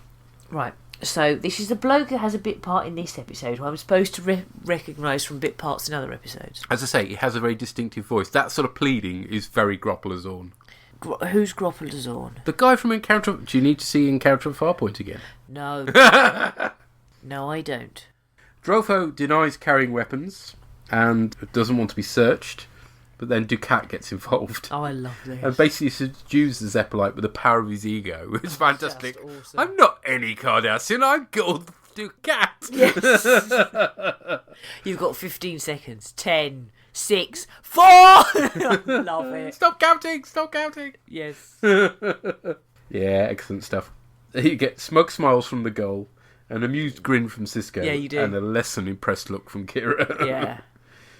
Meanwhile, Quark is locked in the same cell as Sakona and manages to lecture her on the logic of purchasing peace for the least sacrifice possible. I love all of this. Clever stuff. Very clever, and it's just brilliant. And it's just like, you want to take Quark and get him to go to delegations, like, in the here and now, Yeah. you know, and just go, the price of peace is the cheapest it's ever been, do it. Yes. He clearly passes on a confession from her to Sisko about the planet where the Cardi colonists' weapons are located. Ducat declares he'll be able to get the exact location from someone, while Sisko goes to sort out the Maquis on Volon 3. He turns up to a committee meeting, gives a message for the Maquis: you can make an enemy of the Cardassians, and if you do, you make an enemy of me. Cal turns up with a Bolian, interesting, and a Klingon. Klingon as well. What are they doing as members of the Maquis? Why would a Klingon? I think she just wants a fight. Oh, fair enough. She's bored. Gun for hire, possibly. A bored Klingon wants a fight, as far Yeah. But why a Bolian then? Klingon makes sense. They like fights. Yeah, fair enough. I can see that. Wherever she's come from, whatever she's doing, fighting is good if you're a Klingon. I get that. But a Bolian? Well, I guess the Maquis need their hair doing. I don't know. Oh, is that Vajazzle? It's Vajazzle's brother, who's a bit more violent.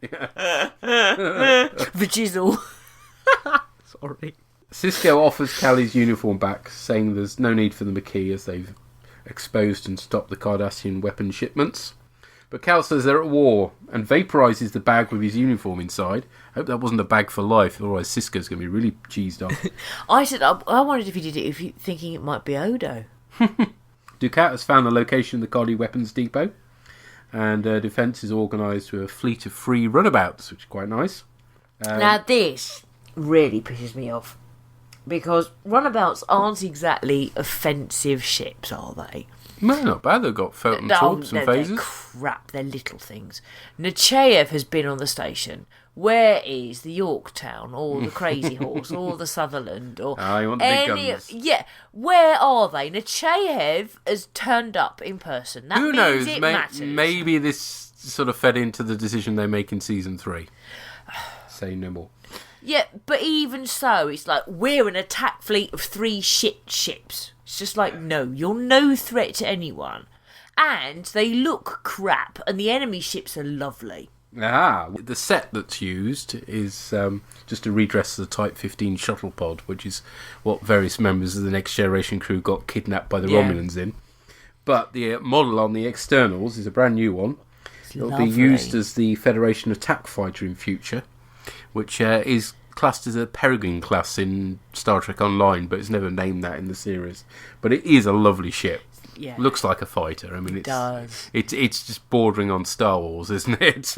Design almost got into trouble for that as well. Yeah, but it's lovely. It looks aggressive. Runabouts don't look aggressive. All they've done is put a big clonky thing on the top for no reason.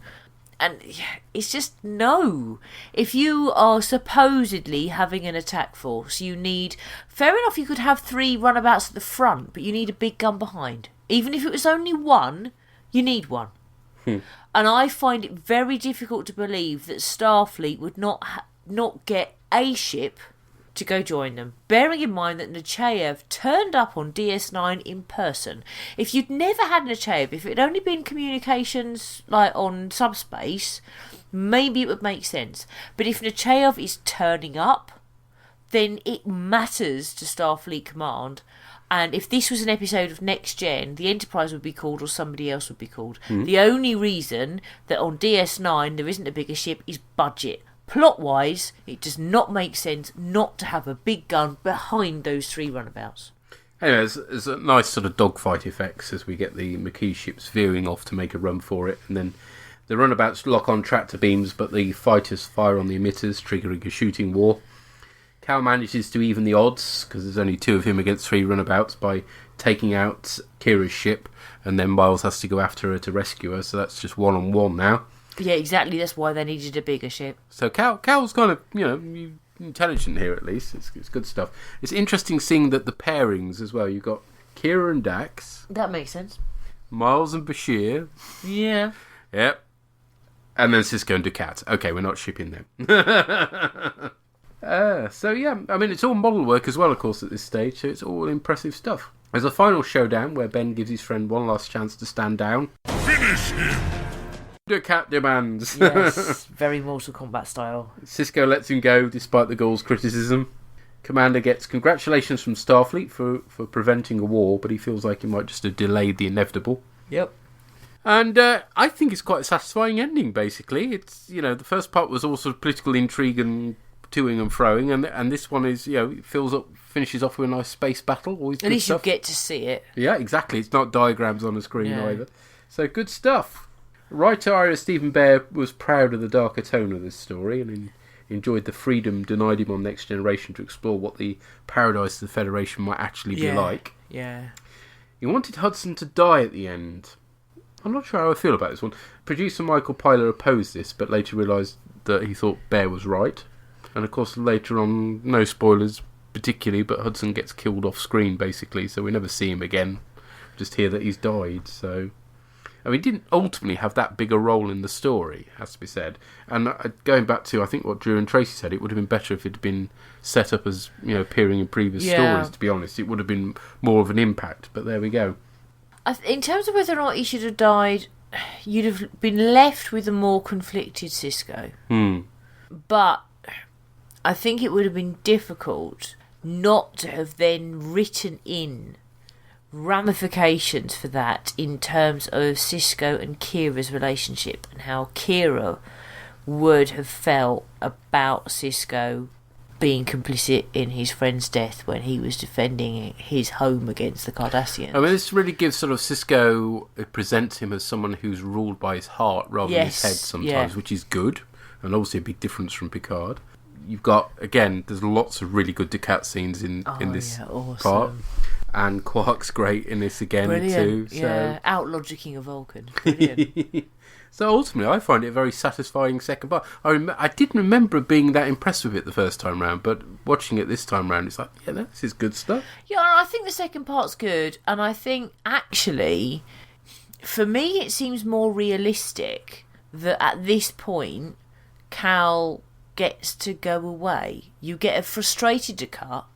You get Cisco, who still feels conflicted, but he doesn't feel awful because his friend is still alive. Do you know what I mean? But he's gone. And you're sowing the seeds of the fact that Cisco doesn't always do what Starfleet would expect. Picard would adopt his friend in. Cisco doesn't. So actually I like the ending. I like the fact that it's not all neatly tied up. Because actually I think neatly tied up and Cisco don't go together. No. And nor does Deep Space Nine generally either. No, but I think particularly the way, even at this stage, the way Cisco is written, actually, he's not a neatly tied up kind of person. Cool. Let's find out what other people thought. We've heard from Sampo. Okay, and Sampo writes, "Hello! Here's some feedback for both parts of the Maquis. This two-parter is one of the first times I remember being really impressed with DS9. In addition to showing quite a lot of continuity, it also started to show that the Federation might not be the utopia we've been led to believe.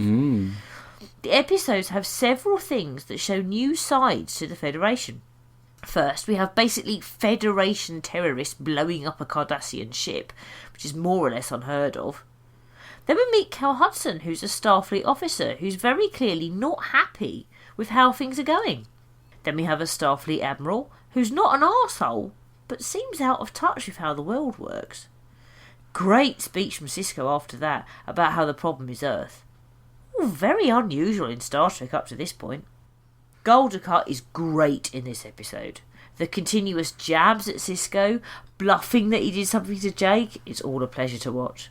It's also interesting that the thing that makes him lose his cool is that Cardassians do not obey his commands. Yeah. And he drops all pretense and he's ready to shoot torpedoes at them. That and the point when he hears that he's been sold out are the only two times you can believe he's sincere. Yeah, the look on his face. Yeah. When he realises, oh, I've been dobbed in, haven't I? Yeah. At all other points, we have no way of knowing is Dukat lying or telling the truth, and that's great. Another standout moment is when Cisco and Dukat play good cop, bad cop with the freighter smuggling weapons. It's been discussed on the podcast before that Federation security is really lax, and it seems Odo agrees with it. He clearly states that his hands are tied because of Federation rules, and actually prefers Cardassian rule in some ways. The colonists and the Maquis are depicted as somewhat unlikable, but it's also easy to sympathise with them. The Federation seems to want peace at any cost, and was willing to abandon some of their citizens for it. The colonists really seem like they don't have many good options. It's a strange situation where the crew of DS9 are forced to fight against other Federation people to defend Cardassians. This can be seen both when they are rescuing Dukat and in the space battle. No one is happy with the situation, and no one wants to fire the first shot, but things escalate anyway. It's a very good two-parter. Lots of great character interactions, especially between Cisco and Dukat. There's a very dark tone to the episode, with only bad choices available for the DS9 crew. And there's really no resolution. The Maquis are still out there, and we'll hear of them again. Last point that amused me, Quark can out-logic a Vulcan when it comes to business deals. Until next time, keep up the good work. Sampo. Thank you, Sampo. Thank you. Yeah, I agree with all that. Yep. Excellent stuff. Yep. The Mark sent feedback for part 2, or the Oakman versus Space Hitler. An extremely intelligent and often powerful continuation in the Maquis saga. The storyline benefits from solid plot developments, and the dealings between Quark and the Vulcan trader are well written and sensible. This episode's most fascinating selling point is the way it puts Cisco in the tough bind. He finds admirals breathing down his neck. Fucking Nechayev, she's one of the most single-minded, condescending and dismissive individuals I've seen on Star Trek, period. No, she is. She's really condescending. He's forced into divided loyalties between his now Maquis friend Cal and his duty to Starfleet. Further violence erupting because of these skirmishes remains a possibility. An early scene sets the tone when Cisco convinces himself of the reality of the Maquis motives and frustrations, with a particularly apt observation that Starfleet's blind eye has been masked by the paradise of Earth they see every time they look out the window. Cisco's decisions here make him an ever more complex hero, something up to this point we'd not seen in Trek. That's true. Very true. A delicious scene in a runabout features Dukat dismantling the will of a cargo ship captain by using the sheer power of his attitude. Indeed, Dukat emerges from Maquis as one of the most fascinating and multi-dimensional reoccurring characters the series retains. What we do find is that the Cardassian Central Command really was supplying Cardassian colonists with weapons in DMZ. Confirmation it was Central Command that was supplying confirms that the Cardassians were treacherous, trying to shut the colonists out in spite of their agreement to the contrary. This provides justification for Maquis retaliation, as strong as it gets, with something like near absolute demonstration that the Cardis started it, and trying to drive them out and cannot be trusted. No shit, Cardassians and treacherous. Let me think about that one. Oh, duh. When Dukat is captured, Sisko cannot quite articulate to Kira why it's important to rescue him, mass killer, and while the rationalisation he gives is true, Central Command wants him dead, that's reason to want him alive, and Dukat is very useful as the episode goes on, I think it's more along the lines that Sisko feels some mild sort of loyalty to Dukat. He may be a monster, but he's my monster. As a result of Dukat's coming to Sisko in the hopes that the two of them can resolve the Maquis issue. When Dukat thanks Sisko for saving him and Sisko says he's sure Dukat would have done the same for him and laughs, Dukat smiles a little after Sisko's departure, as if recognising that there is something to be said for Sisko's weird, somewhat sentimental attitude. The episode, for what it's worth, does not advocate taking the Cardassian position. It's not just that the intense militarism is evil, though it is that the way Dukat says that several political rivals believe that he should have killed every last Bajoran, and then shrugs and says, too late for that now, is chilling and darkly funny in its casualness. Yes. I love Dukat, he's basically Space Hitler. They never do anything to counter that point. He's so damn charming that you're literally rooting for Space Hitler. It's amazing, really. Yeah, he gets more charming as the series goes on. Yeah, he does. And we also heard from Ravine, who said about Dukat, he's more Space Adolf Eichmann, really. But you're right, he's charming as hell and really well scripted, and acted in pretty much all his appearances in Deep Space Nine. Very true, so thank you, Mark and Ravine. Thank you. We also heard from Doreen. And Doreen writes, a Vulcan gunrunner. Quark's extremely surprised. I think I would be too if I was him. But I guess truthful doesn't necessarily mean honest. The Maquis want peace more than anyone else, Cal claims. The Maquis want to use DS9. Have they met Benjamin Sisko? Benjamin tells Cal he wants revenge, not peace. An Admiral standing telling Sisko the Maquis are still citizens of the Federation. Does this sound a bit false to anyone else's ears? As Sisko shouts at Kira, the abandoned colonists have no loyalty to the Federation, who arguably left them out in the cold to look after themselves. Sisko finds out from the legate that Central Command is responsible for the gun running. The confrontation scene didn't work for me. Cardassians don't make mistakes? Oh, okay. Are you sure? Dukat thanks Benjamin. Interesting. Strokey chin. I like how Quark lectures the Vulcan about logic. Third rule of acquisition. Right now, peace can be bought at a bargain price. You have weapons, they have weapons. Everyone has weapons. No one has a clear advantage. Vulcans don't lie. Like Minbari don't lie. Cal doesn't want his uniform. Strength takes many forms, says Dukat. Good message. Bye for now, Doreen. Thank you, Doreen. Thank you. Okay, that takes us to some more MP3 feedback. And let's hear from the Argyle Smurf. Hello there, everybody, again. This is Damien the Argyle Smurf. Yes, I'm back again, sorry about that. To talk about Maquis Part 2. And, quick thing I'll mention straight away, which I completely forgot at the end of the last episode, just before I get captured, is, the stealthy Scooby-Dooing guy walking across the front of the shot. That was the most ill-advised, extra movement I think I've ever seen, where you can still see all of the main cast through the bushes while this guy is Scooby-Dooing across the front of the screen. There is no way that the main characters did not see him. It just can't have happened. But anyway, we continue our excellent run on guest stars. We have Admiral Nechayev, which is always a winner, even if she is being a douche nozzle. So Nechayev walks in and be's a bit of a douche nozzle, let's be honest. And then Sisko goes on a proper rant at Kira, who has magnificent, baffled facial acting. I love that so much. She's just like, yes? What? Yes? What? And then we have John Shuck. Oh, I love John Shuck. Again, Babylon 5 reference only, but, I love that man. He's got, charisma in spades. He makes Brian Blessed look like a church mouse. And, you know, he does very well with his slightly sinister but yet gravitic, no, that can't be the right word, powerful performance. And, but quick question for both of those guest stars, and, you know, they are infinitely welcome in my world, but they've both travelled a distance of, you know, probably days to get to this station to have a less than 5-minute conversation and then vanish never to be seen again. Could that not have been done with a phone call? I mean, you know, really? I mean, Parn specifically says that he has this 5-minute conversation and then immediately has to go off and attend to his own business, which means he's leaving again. Because he's offered the opportunity to stay and turns it down. So we know for a fact he arrived, spent 10 minutes having a conversation and left again. And we know that the journey was long enough that they knew about him 3 scenes earlier, so we know he's been travelling for some time.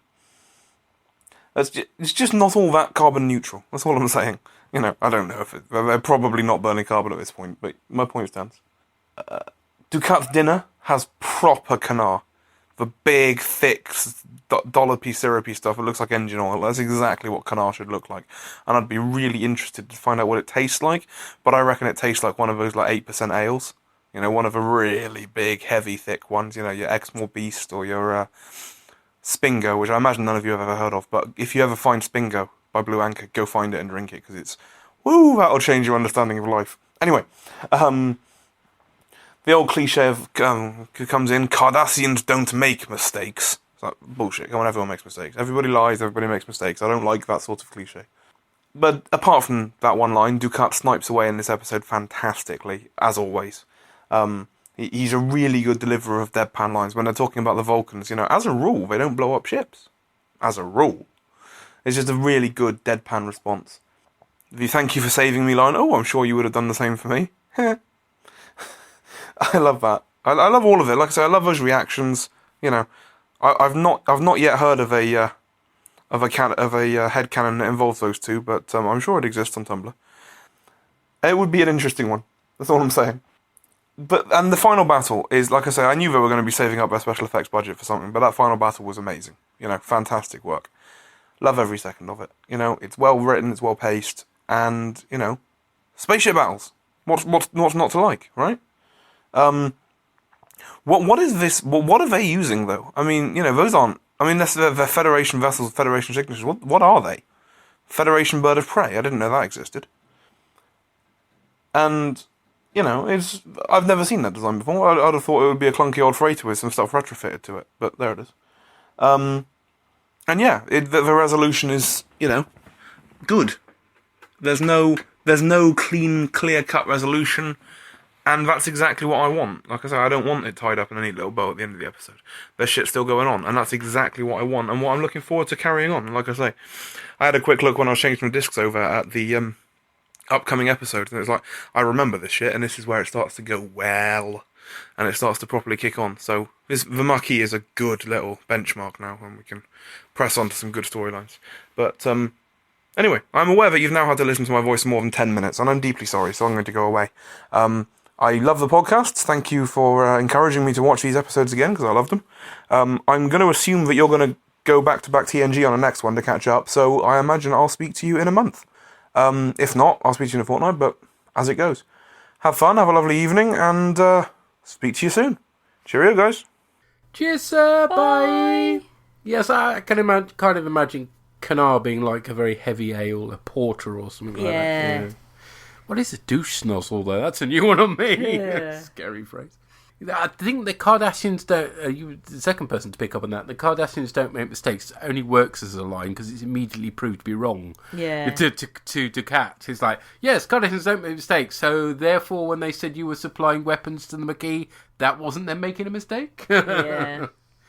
And yeah, you've not seen the Peregrine fighters before because this is the first time we've seen them. I'm sorry. You're talking about Stingo or Stinko, I forget which one it is, reminded me of a very high strength real ale at the Royal that used to be on, I don't know if it still is, on tap at the Royal Standard of England, where a friend of my dad's was like, you know, I'm used to all this really strong Grenadian rum, I can drink any beer you want. And my dad dropped him home because my dad was a designated driver and he lived in a cul-de-sac of 8 houses and it took him an hour to get home because he was that pissed. And I'm trying to find the name of the beer. It's Old Roger, which is... Sausage time! Isn't it? But old is spelled O-W-D. Oh, yeah. And it's a 10% beer brewed at the Royal Standard of England in Buckinghamshire, and they actually only serve it in half pints. We also heard from Drew and Tracy about part 2. And now, the concluding feedback on the Maquis Part 2 from the Barkers. Yeah. That was quite an interesting and exciting conclusion. Yeah, it was actually, yeah. I did a little bit feel like after part 1, like, oh, this is a bit boring and not that good. But no, it was alright. I really enjoyed It's a little bit strung out, I think. Yeah, it was good. It kind of ticked the boxes. You had Gold Cat being a git. And also being good. Yes, we did. I liked it when he was resisting the Vulcan mind meld. That was really funny. And he was just generally just a good. So her name is baddie Sakona. character. That's the Vulcan lady. Yes. Sakona. Yeah. Okay. I So think yeah, so, when she was trying to mind meld him, and he all of a sudden just opened his eyes and went, "It's not working." Yeah, it was good. It was really funny. So what the fucking hell was Gold Cat drinking after Cisco had rescued him from... Oh, the syrupy stuff. Yeah, it looked like camp coffee, for crying out could well have loud. been. Oh, it looked rank. So we did say, ooh, this snidey little bugger, Cal. Cal, yeah. When he turned, reversed it, and he was like on the resistance side, and he was with the Maquis, and he was turning against the Federation. But you kind of like think, well, this is what he believes in, and you know... Is it wrong or right? But actually, he was a bit of a dib-dob. Yeah, he was a bit of a dib-dob to kind of go against it. And when he was... when Cisco brought him his uniform in the bag... Yes. And then he put his phaser on destruct to, like, blast it. Excuse me, but your mate's standing behind it. I know. Was there no I fear felt that actually it might bounce off the beam table might- and hit the beam Cisco might have right gone in the through, face? mightn't it? That was well out of order. These phases are clever. They know how to disintegrate just one thing and then stop immediately. So it's really interesting, this relationship that kind of develops almost between Cisco and Golda Cat in this. Yeah, because yeah. in the first episode, obviously it's just so much sort of, you know, hatred for him and contempt and stuff like that. Yep. And then all of a sudden Cisco almost kind of understands that he's got to work with him to get the outcome. And it's quite clever how they can work together and they almost kind of form a bit of a mutual respect. But obviously they're still enemies. Yeah. And they're never going to be friends, are they? No, I liked it as well. I think they worked well as a team. Yeah.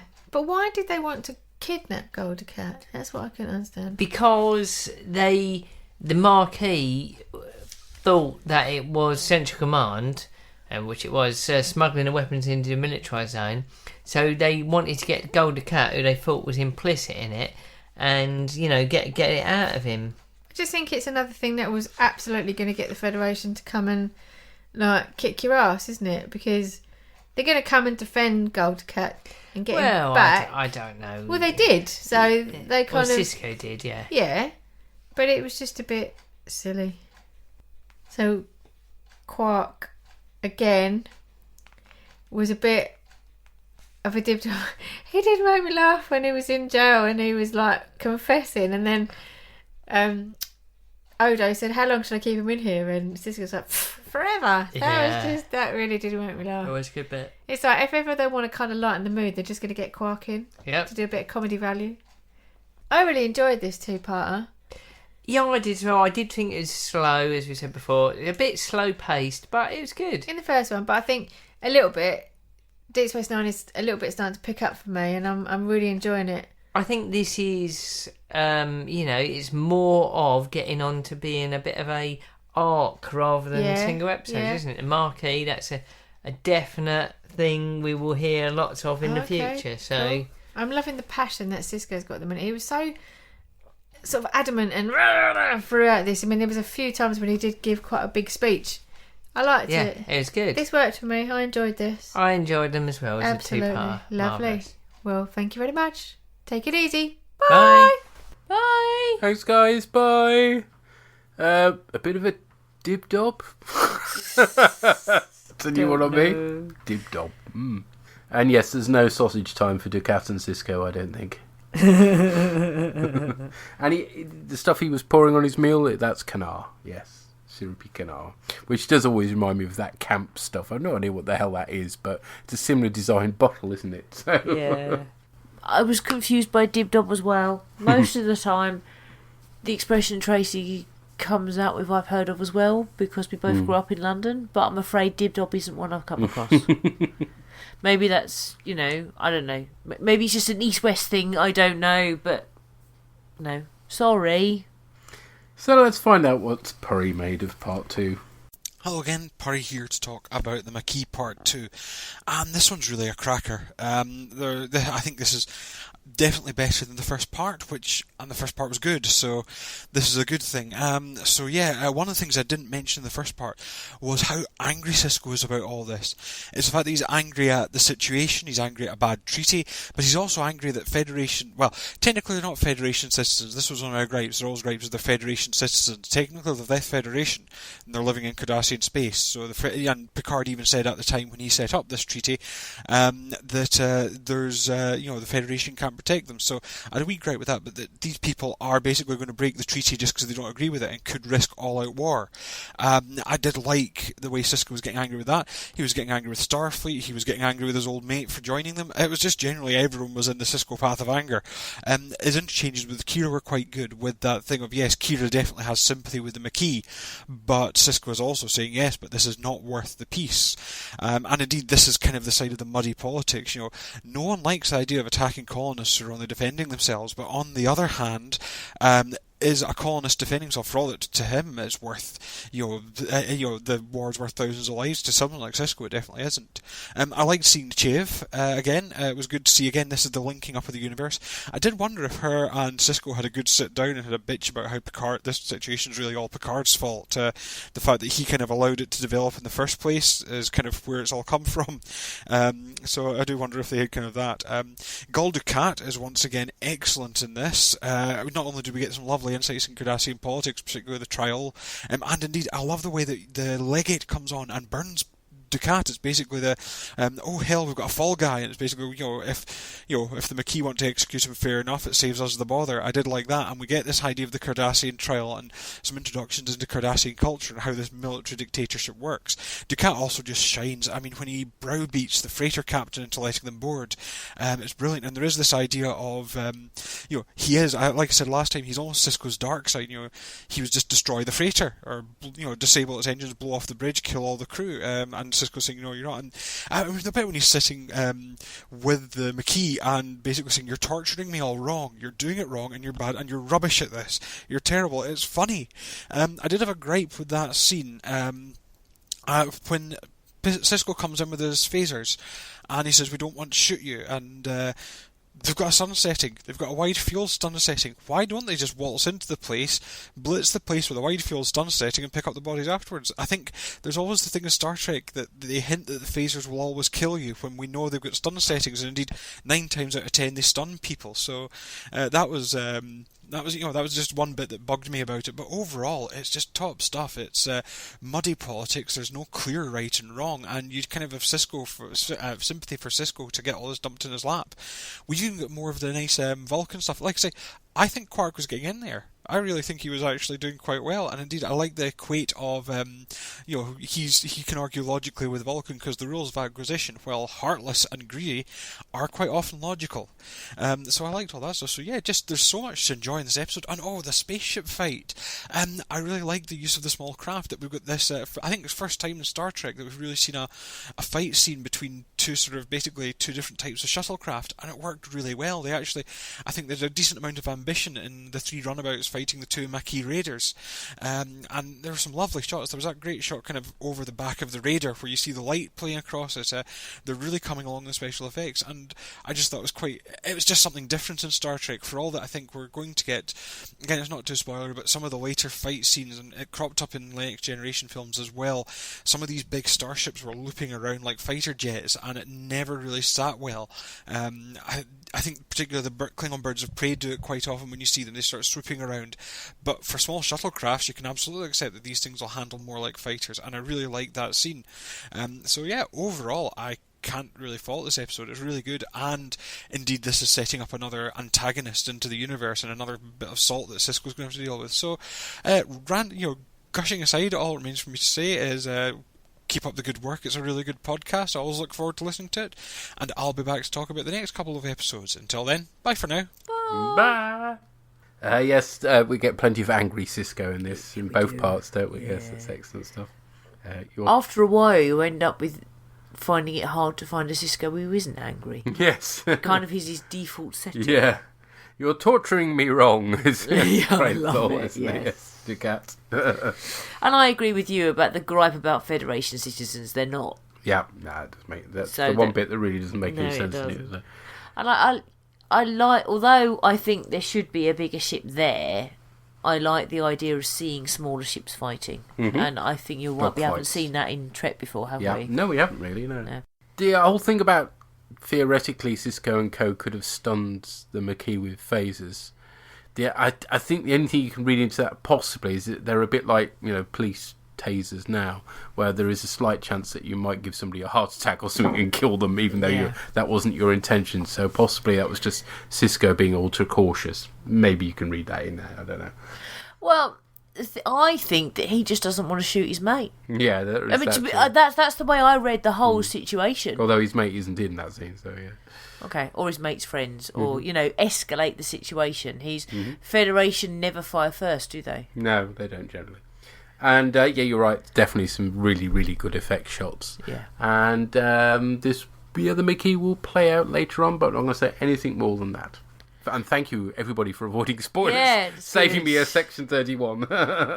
Yeah, but I think it's worth knowing that this will come back. Yes, this isn't because the last we'll hear of the Maquis. No, this isn't just a one-off thing that like Next Gen does in its early stages, where something should be picked up and isn't. Yeah. I think it's worth knowing it will be. Cool. Speaking of Next Gen. Oh, yes. Argyle Smurf was quite right, in as much as we'll be covering a bit more Next Gen next time. This is basically, interestingly, a month where we're free of Season 7. That's not necessarily good. Well, what do you mean it's not necessarily good? Season 7 was crap. Well, you've got us doing a first season beardless Riker shitey one, have you? We have, yes. There are reasons for this, which we'll pan out. Uh-huh. But yeah, recording Wednesday the 25th of November, we shall be covering The Battle. Which is? It's a Ferengi one, an early Ferengi one.